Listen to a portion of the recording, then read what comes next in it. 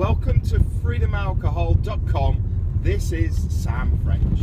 Hope this finds you well. Welcome to week 10, Free From Alcohol, week 9 of the live videos. And do you know what? A bit of a notice here. I'm going to be combining the two together. I think it's absolutely ridiculous that I'm posting a blog with week 10 on it and then a live videos with week 9. So as of today, the live videos is going to jump forward a week, and really I should have started the live videos on the 31st of December, New Year's Eve 2015, but I didn't feel able to, but I have now. So going forward, you're going to see both the live videos aligned with the weekly blogs as well. I hope this will make this simpler in terms of the admin. Now, last week I talked about the exciting news during March and April. I'm going to be talking about the topics around forming your strategy in maintaining freedom from alcohol.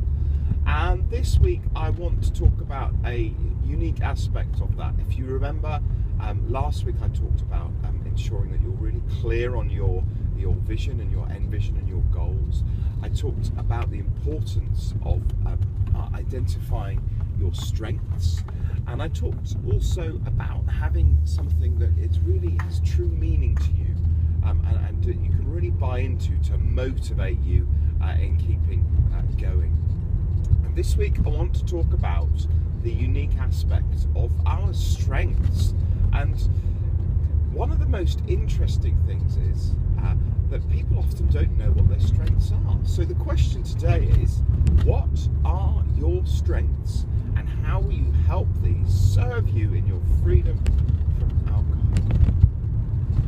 Now, I spend a lot of time in my life talking to people about their development and about things that they can do personally to improve themselves. And often this has a work-related theme, but it also links directly into your personal life and what you do away from work. One of the most tricky things for us to ask, especially if you're of UK origin and from England, is what are your strengths? There's two things around that people often find tricky. Number one is they don't know what they are, and number two is we're just not very good at celebrating what we are good at, especially in the UK. And I think that's just part of our culture. It's a bit like when somebody pays you a compliment and you go, oh, it really doesn't, oh no, shucks. Rather than just saying, thank you for giving me that compliment, we go off onto one and kind of dismiss it. And actually, if you were to look at that as an outsider, you could find that quite offensive, because that's actually somebody rejecting your positivity towards something which they've done well or something that they're particularly good at. So what are your strengths? And if you are in this camp of I'm not sure and you have to pause, then there's a real question for me about how much time you've actually spent thinking about what your strengths are. If I asked a different question, the opposite question I suppose, of what are your weaknesses and what are you not good at, you'll probably find that automatically your brain starts to come up with a long list of things which you're not good at. And this just isn't right. And I appreciate that not everybody's in this place, but I do see it quite often.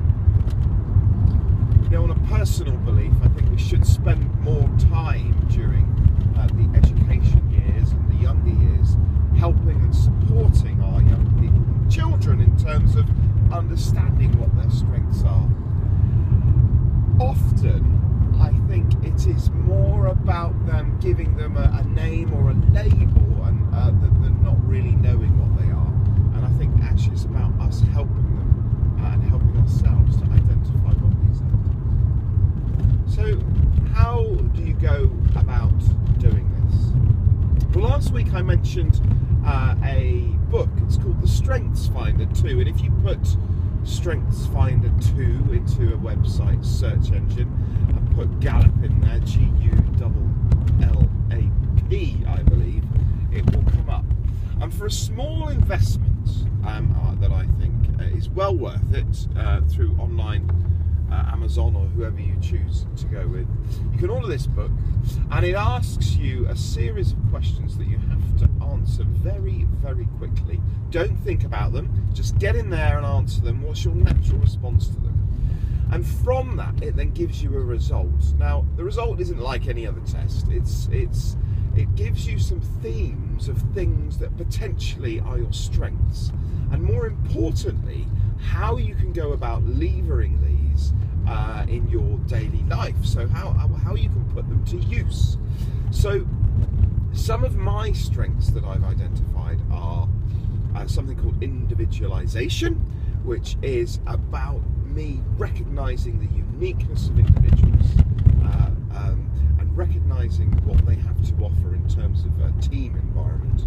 Futuristic, which is kind of self-explanatory. I'm very comfortable looking into the future. It's not something that concerns me.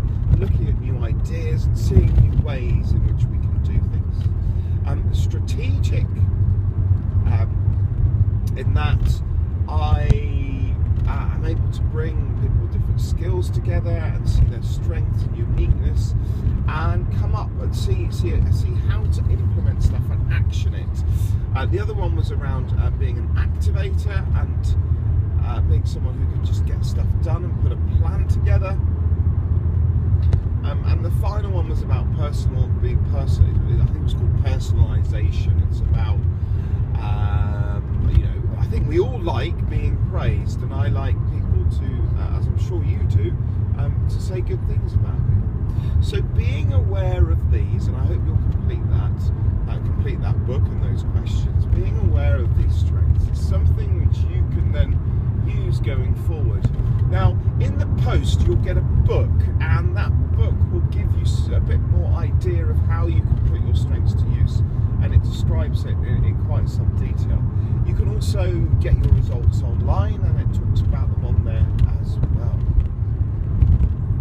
So there's one way of getting your strengths, and of course there are lots and lots of other ways, and I'll put up some stuff on the website, tools to help you.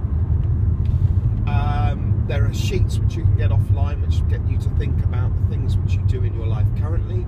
So whether you're a practical person, whether you're somebody who's particularly analytical, what are you good with your hands? Are you good at sports? Are you good at, creating spreadsheets? There's lots and lots of resources online to do that. So this, I believe, is really, really worth doing. And whilst, again, it doesn't directly impact your freedom from alcohol, it does indirectly. So the second part and the second question I'd like to ask is, how do you go about implementing these strengths to support you in your freedom from alcohol? And that's what I'll come back to next week. So have a think about that this week. Think about what you want to do with those strengths. For me, I have already been using some of my strengths in terms of my weekly diary log. I like learning things, so I have been learning how to create a website using online tools. I enjoy spending time with other people, so I spend a lot of time at work, working with people, and coaching people and helping them improve themselves. So there for me is a couple of examples of how I'm using these strengths. Most importantly, using your strengths will make you feel useful, and it will make you feel like you're giving back. And as I've said before in previous blogs, this is one of the most important things in your success of being free from alcohol. It's about the behaviour, and it's about you as an individual becoming more rounded at what you do. I hope this has helped.